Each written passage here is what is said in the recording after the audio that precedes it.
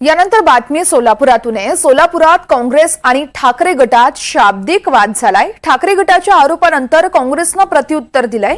ठाकरे गटानेच आघाडी धर्म पाळला नाही असं काँग्रेसकडून बोललं जातंय।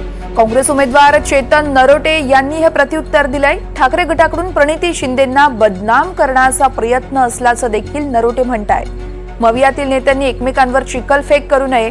दिलीप माने उमेदवार असते तर चित्र काहीसं वेगळं असतं। मानेंना फॉर्म दिला नाही याबद्दल सेनेने आभार मानायला हवेत असं देखील नरोटेंनी म्हटलंय।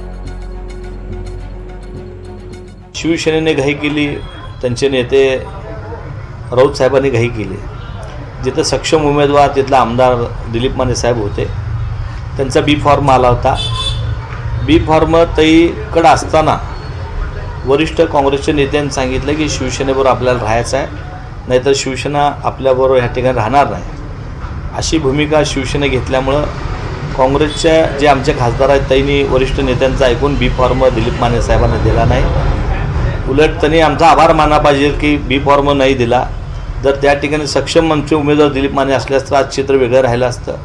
काँग्रेसला ह्या ठिकाणी तिन्ही चारी पक्षाकडनं आमच्यावर टार्गेट ठेवून त्यांना ह्या ठिकाणी बदनाम करण्याचा ह्या ठिकाणी प्रयत्न होतोय।